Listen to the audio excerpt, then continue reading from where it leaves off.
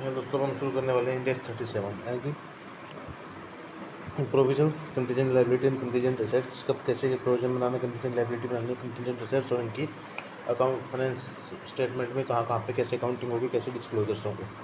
तो सबसे पहले तो बात करते हैं apply to all except executive contract है other than one race contract, यानी कि हर जगह अप्लाई होगा लेकिन यहाँ पर अप्लाई नहीं होगा। एग्जीक्यूटिव कॉन्ट्रैक्ट्स होंगे उसमें अप्लाई नहीं होगा, हाँ, लेकिन वन रेस कॉन्ट्रैक्ट होंगे वहाँ पर अप्लाई हो जाएगा। वन रेस कॉन्ट्रैक्ट कौन सा, एग्जीक्यूटिव कौन सा होता है? सबसे पहले एग्जीक्यूटिव, फिर वन रेस। एग्जीक्यूटिव कॉन्ट्रैक्ट आपके होते हैं जिसमें या तो आपने भी दोनों ही पार्टियों ने कुछ परफॉर्म, एक या दोनों पार्टियों ने कुछ परफॉर्म नहीं किया है, या फिर दोनों ने क्या है, कुछ ने अभी सेम लेवल का हाफ किया और कंप्लीट नहीं किया है, कुछ पार्ट फुलफिल किया है, अभी कुछ पार्ट रहता है। तो वन रेस कॉन्ट्रैक्ट क्या होता है कि जो पार्ट अभी रहता है, फुल रहता है, पार्ट रहता है, तो उसको जो फुल करने के एक्सपेंसेस हैं वो फ्यूचर इकोनॉमी के बेनिफिट से ज़्यादा है, यानी कि हमें लॉस है उसको फुलफिल करने में, तो आपका वन रेस कॉन्ट्रैक्ट होता है। तो उसके ऊपर लगता है जो लॉस के अमाउंट हम उसको प्रोविजन क्रिएट करते हैं। और ये कहाँ पर नहीं अप्लाई होगा, एक्सेप्ट इंडिया जहाँ 12, 19, 103, 104, यानी कि जो आपके इनकम टैक्स है आपके, उसके बाद 115 विलेजेस, ये 103, 104 इंश्योरेंस, तो बिजनेस कॉम्बिनेशन वहाँ पर ही अप्लाई नहीं होगा, उनके अपने तरीके हैं, उन्होंने बताए हुए। एग्जीक्यूटिव कॉन्ट्रैक्ट जो कि परफॉर्म फुली नहीं हुआ है, जो कि आपका एग्जीक्यूटिव कॉन्ट्रैक्ट। उसके बाद प्रोविजन ऑन द असेट्स। अच्छा, इस पर प्रोविज़न कैसे बनाएंगे? Note for the future operating losses के आप जो है कोई भी आपका प्रोविज़न क्रिएट नहीं करेंगे। इंडियस 10 एडजस्टिंग इवेंट्स का आप ध्यान रखेंगे। है सम अनसर्टेनिटी अगर है तो आप अमाउंट टाइमिंग ओकरेंस का ध्यान रखेंगे। अनसर्टेनिटी यानी कि आपको भी नहीं पता कितनी अमाउंट ऑफ द लायबिलिटी आएगी, तो लायबिलिटी की, और आपकी लायबिलिटी क्या होती है? लायबिलिटी सिर्फ लायबिलिटी होती है आपकी present obligation arising from the past event, on settlement जिसका किसमें करना, part flow of the resources, और आउटफ्लो जो कि मेजरेबल है, किसी प्रेजेंट ऑब्लिगेशन जो कि किसी पास्ट इवेंट से क्रिएट होते हैं जिसकी सेटलमेंट आपको करनी है कि रिसोर्सेज के आउटफ्लो में, that can be reliably measure. ये क्या हो सकता है? इसके example credit expenses, expenses payable, advance received for goods, और आपका क्रेडिटर है ट्रेड पेबल्स, इसके एग्जाम्पल्स होंगे। ठीक है, ये आपकी जनरल एंट्रीज की क्या होती है? Provision expenses debit to provision liability being provision created, इसको प्रोविजन फॉर एक्सपेंसेस आप पीएनएल में राइट ऑफ कर देंगे और कैपिटलाइज कर देंगे अगर कोई भी स्टैंडर्ड आपको कहता है कैपिटलाइज करने के लिए। तो कंडीशंस फॉर प्रोविजन क्या क्या? कंडीशंस फॉर प्रोविजन बनाने के लिए आपके पास क्या कंडीशन है? तो प्रेजेंट ऑब्लिगेशन होना चाहिए फ्रॉम पास्ट इवेंट्स, यानी कि जो लायबिलिटी की कंडीशन है। आउटफ्लो ऑफ द रिसोर्सेज होना चाहिए प्रोबेबल, और रिलायबल एस्टिमेट होना चाहिए, यानी कि आपकी कंप्लीट लायबिलिटी लगनी चाहिए कि हाँ है। लायबल एस्टिमेट जो है वेरी रेयर है, प्रोबेबल है यानी कि मोस्ट लाइकली देन नॉट, और वेरी रेयर का मतलब क्या? आपका जो बेस्ट बेसिस है, बेस्ट बेसिस आपको क्या होगा इसके लिए? पास्ट डेटा का रिकॉर्ड जो है आपके पास अवेलेबल नहीं है, मैनेजमेंट का बेस्ट जो है, तो आप उसके लिए क्या कर ले? Based on the report opening, यानी कि बेस्ट बेसिकली जो कि आपका पास्ट डेटा है, रिकॉर्ड है, अगर वो अवेलेबल नहीं है तो मैनेजमेंट का जो भी बेस्ट एस्टिमेट आप उसको कंसिडर यहाँ पर कर सकते हैं।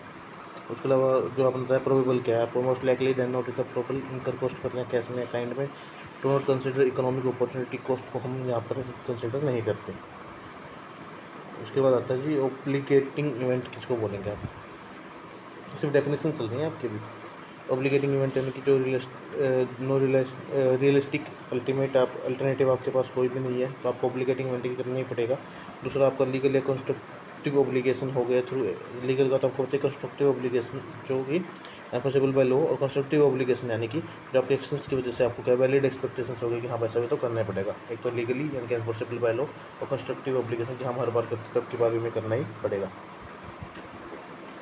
ठीक है, जिसके बाद यहाँ पर बात करते हैं ऑब्लिगेशन टू सेटलमेंट एग्जिस्ट करती है, जैसे कि 100% श्योर हो कि आपको करना ही पड़ेगा, फिर मोर लाइकली देन नोट हो तो प्रेजेंट ऑब्लिगेशन हो। अगर more likely than not clear नहीं है तो हम मान लेंगे कि हाँ भाई सब है। या तो क्लियरिटी होगी मोस्ट लाइकली बट नोट नहीं है, या तो हम हमारे पास एविडेंस अगर नहीं है, हम कंफ्यूज है कि मोस्ट लाइकली है कि नहीं है, तो हम उसको एज्यूम कर लेंगे कि हाँ भाई सब जो है मोस्ट लाइकली देन नोट है। अच्छा जी, और इसके लिए क्या रिक्वायरमेंट्स हैं? ओवरऑल असेट्स रिपेयर आपको करना है, इंस्टॉल न्यू असेट्स करना है, इसका कोई पास्ट इवेंट नहीं है। Require to be past, no obligations, require actions, entity can not avoid और ऑब्लिगेटिंग इवेंट है कोई। उसके बाद बात करें प्रोविजन मेजर्ड यूजिंग। आपके प्रोविजंस के लिए मेजरमेंट के लिए क्या आपके तरीके हो सकते हैं? सबसे पहले एक्सपेक्टेड वैल्यू मेथड का, ईवीएम का। एक्सपेक्टेड की नंबर ऑफ पॉसिबल इवेंट कितने, weighted average of possible outcomes आपके कितने हो सकते हैं। पॉसिबिलिटी कितनी है और उसके पॉसिबल आउटकम के कितने एवरेज है, और मोस्ट लाइकली आउटकम यानी कि लिमिटेड पॉसिबिलिटी है, मोस्ट लाइकली केसेस है, डो नॉट मल्टीपल प्रोबेबिलिटी यानी कि तो प्रोबेबिलिटी है, एक्सपेक्टेड वैल्यू मेथड की एक इसके होने के चांस इतने, कई काफ़ी आपके पास ऑप्शन है उसकी प्रोबेबिलिटी है, या फिर मोस्ट लाइकली है कि कम ऑप्शन है तो हाँ होगा या ना होगा, तो आपका क्या हो जाएगा मोस्ट लाइकली आउटकम, और 3-4 की अलग अलग प्रोबेबिलिटी है तो expected value method. Treatment of free reimbursement अगर आप कर रहे हैं, लॉस ड्यू टू प्रोविजन, अगर आप किसी भी लॉस का रिम्बर्समेंट कर रहे हैं प्रोविजन के तो क्या होगा। रिकवरी अगर आपकी सर्टन है, बाकी क्या है ये कि हमने लॉस बुक किया, हमने किसी को पेमेंट दी, जैसे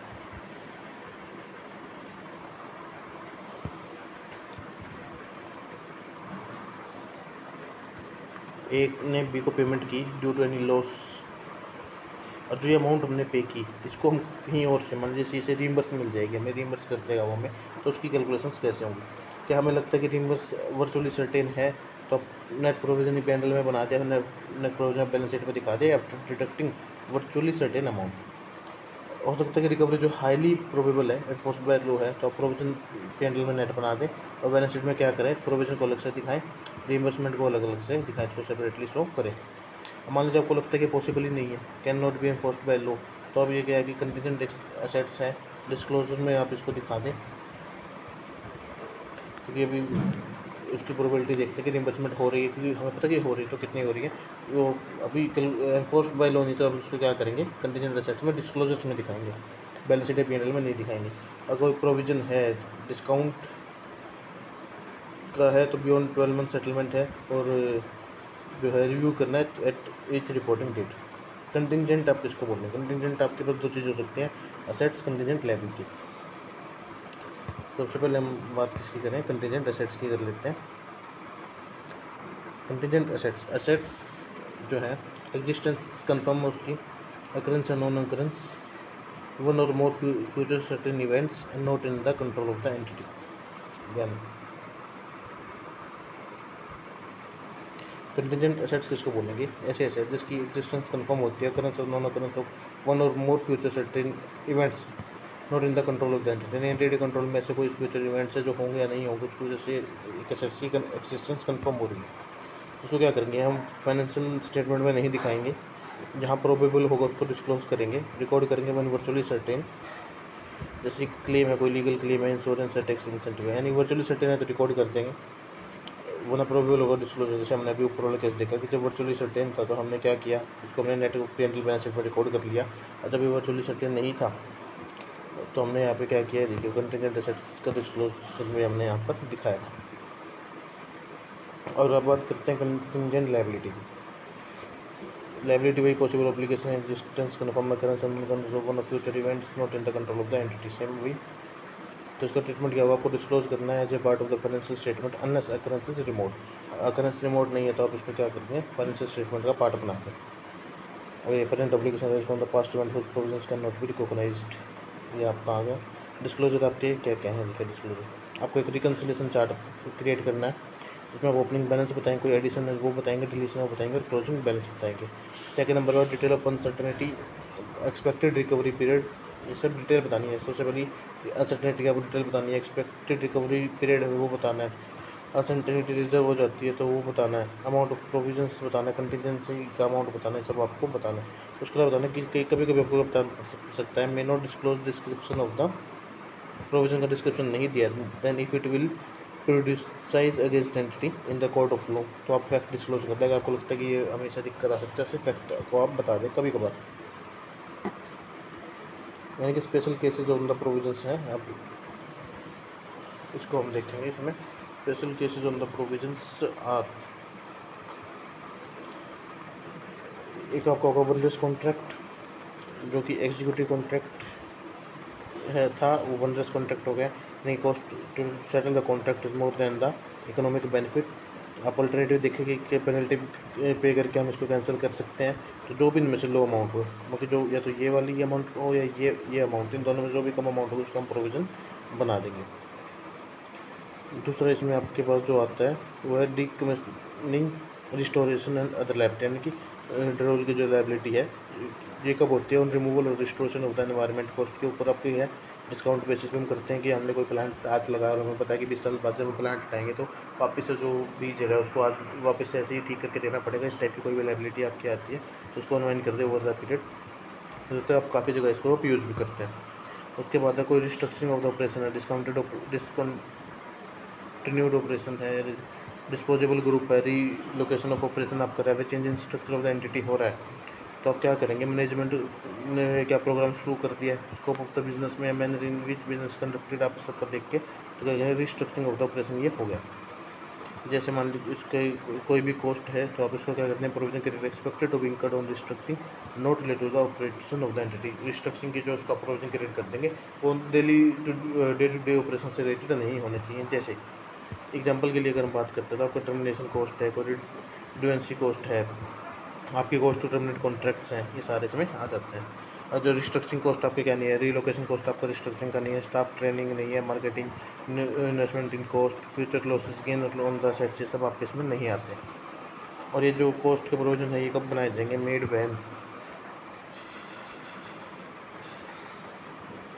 वैन दो इसमें चीज़ें आपकी आती है। Assets held for sale the disposable group है, terminating operation by abundant other case of the relocation entity make detail offer plan आपने बना लिया, उसको अनाउंस कर दिया, कंस्ट्रक्टिव एप्लीकेशन रेजिंग कर दिया, वैलिड एक्सपेक्टेशंस आ गई हैं, यानी कि आपने सारे काम शुरू भी कर दिया, ऐसे सोच चार कर दिया, इंटेंट नहीं है सिर्फ, यानी उसके उस काम को लेकर आपके एक्शंस भी दिखाई देने शुरू कर दिए। इसके अलावा अगर हम बात करते हैं तो एक और आपको इसमें स्पेशल केस में क्या आता है, आपका वारंटी प्रोविज़न। स्पेशल केस के वारंटी प्रोविजंस की आप बात करेंगे तो इसमें क्या आएगा, गुड्स आपने ऑलरेडी सेल कर दिए हैं, गुड्स स्टॉक में है, ये हमने गुड्स बनाने, जब गुड्स अभी बनाने ही है तो नो स्टॉक नो प्रोविजन बात करते हैं। गुड्स अगर स्टॉक में है तो नो प्रोविजन, क्योंकि अभी हमारे पास कॉस्ट है वैल्यू स्टॉक करेंगे जो इंडेक्स स्टॉक के साथ स्टॉक है एनआरबी विच एवरेज लोकल इंडेक्स 02 यहाँ पे लगा, हमने सिर्फ लिखा हुआ है। तो गुड्स हैव बीन सोल्ड, अगर गुड्स सोल्ड हो गए और warrant is discount service under 115, अगर वो डिस्टिंक्ट सर्विस है 115 के अकॉर्डिंग तो उसको सेपरेट परफॉर्मेंस ऑब्लिगेशन माने, उसको एलोकेट करें ट्रांजेक्शन प्राइस और डेफर रेवेन्यू आप जो है उसको बुक कर दे 115 के हिसाब से आप इसको बुक जो है ट्रीट करेंगे। मान लीजिए warranty is assume of the performance by the product, अगर परफॉर्मेंस है तो उसके बेस के ऊपर आप क्या करेंगे, पास्ट डाटा को बेस बनाकर जो अभी आपकी बेस्ट कैलकुलेशन आपके पास डाटा अवेलेबल है इंडेक्स 37 में आप उसका प्रोविजन क्रिएट कर देंगे। लेकिन अगर नहीं है तो आपका जो मैनेजमेंट का डाटा आप बेस्ट यूज़ कर रहे हैं उसको आप यूज़ यहाँ पर कर रहे हैं। तो बस यही था इंडेक्स 37 में। तो मेन तो कुछ चीज़ें समझने की थी, आपको ये चीज़ें देखनी पड़ेंगी कि आपकी लायबिलिटी क्या है, एसेट्स क्या है, प्रोविजंस क्या है। सबसे पहले आपने वो समझा, उसके बाद देखा कि कंटीजेंट एसेट्स किस क्या है, लायबिलिटी क्या है, उसको आप कैसे बुक करेंगे। एसेट्स को जो एसेट्स कंटीजेंट एसेट्स आप तभी बुक करेंगे जब उसका क्या है वैलिड आपके पास जो है वर्चुअल सर्टेनिटी आ जाती है, वरना उसको आप सिर्फ डिस्क्लोजर करेंगे अगर आप हाईली प्रोबेबल हैं तो। और लायबिलिटी के केस में आपको देख ही लिया कि आपने क्या क्या चीज़ में चेक करनी है कि आपको लायबिलिटी कब करनी है, उसको डिस्क्लोज कब करना है, या आपको कम पता है कि फ्यूचर इकोनॉमिक हमने outflow of the resources in the future होगा डिपेंडिंग ऑन अकरेंस और non occurrence of some futuristic event and it's a present obligation from the past event. कोई भी अपने पास में किया तो उसकी वजह से ऐसा कुछ हो रहा है तो लायबिलिटी में आ गया और कंफर्म कर रहा है कि आपको उस पेमेंट करनी पड़ेगी, ऑब्लिगेशन क्रिएट कर रहा है तो उसको आप डिस्क्लोजर दे, उसकी वर्चुअल सर्टेनिटी लगती है आपको तो उसको क्या करते हैं पी&एल में प्रोविजन उसको आप क्रिएट कर दे, अनलेस जो है वो रिमोट ना हो। ठीक है, पार्ट ऑफ फाइनेंशियल स्टेटमेंट आप उसको क्रिएट कर देंगे। स्पेशल केसेस की हमने इसमें बात कर ली, वन कॉन्ट्रैक्ट की और किसी होगी तो ऐसे इंडिया 37 डिवीजन यहाँ पे खत्म होता है। मिलता है अगले इंडिया के साथ।